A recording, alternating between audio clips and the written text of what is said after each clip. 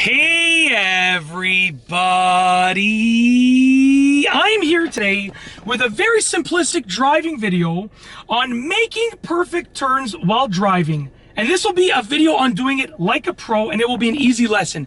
Once again, the topic of this video is as follows, and yes, I'm reading off my notes here to get my title as precise as I can. The topic of this video is as follows. I'll be showing you and telling you the process for making perfect turns while driving, and this will be the process for doing it like a pro, and this will be an easy lesson for driving. Let's get into this video tutorial.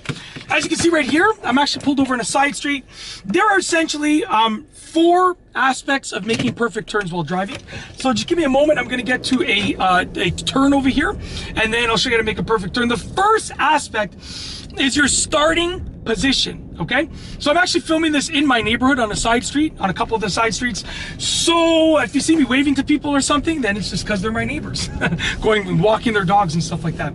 All right, or just going for a jog, whatever the case is. All right, so your starting position is the first aspect. Now, if you're turning right or you're turning left, you want to roughly be centered in the lane. However, if you're turning left, you want to be basically centered in the lane. It's totally fine. If you're making a right turn, you want to be basically centered but slightly to the left, and I'll tell you why. If you are making a right turn, you run the risk, if you're driving on the right side of the road, I'm assuming, then you're running the risk of clipping the curb and hopping the curb. So by starting like a couple of inches leftward from the center, then you're going to reduce that risk greatly because you're going to give yourself more space. So I'm about to make a left turn, and I'm driving on the right side of the road. So by making a left turn, there's no risk of clipping a curb, basically. My biggest risk is going to be driving into the sort of going over like the line that separates the two lanes of traffic, right? The oncoming lane of traffic. So my starting position is centered in my lane. Now I'm on a side street, so there's no lane lines here, but I'm roughly centered in this, okay? The second aspect is going to be accelerating or gliding. Now, you're going to accelerate if you're starting from a standstill like I am right now. You're going to be gliding if you're doing a turn while you are already moving. So I'm going to accelerate. I'm going to make sure there's no cars here because there's no stop sign going this way over here, and there's a car coming here. So yeah, I have the right of way. We're all good. So as you can see, I accelerated smoothly. That's the second aspect, accelerating. You want to ease off the brake and then ease onto the gas as one motion. So you don't want to ease off the brake, and like you can ease off the brake and wait a couple of seconds to creep forward to make sure the intersection is good. That's totally fine. But you want to basically smoothly get off the gas and smoothly get back onto the accelerator pedal. Okay, that's the second aspect, okay? And I'll glide through this. So right now, I'm making a right turn. I'm starting slightly to the left compared to center. I'm gliding through this turn right here, as you can see. And the third aspect is going to be steering. So I'm going to steer through this turn as well. This is like a curve in the road. It's not actually an intersection. So I'm going to turn right, starting in the right position, and I'm gliding and I'm steering, and I'm holding it and releasing it. So that's the key there. You want to be able to turn the wheel. So estimate how much to turn the wheel, hold it there in that position, and then release it when you're done your turn. So it's all about steering estimation. You want to turn the wheel, hold it there, and then release it. And you have to be able to estimate how much. That was a nice house. That's one of my neighbors actually, I won't go into too much detail, but my house backs onto a green area, a big green area, and I see other houses behind us that back onto the same green area. I won't say what it is, although I've said it in other videos, and you've probably seen it in some of my backyard videos.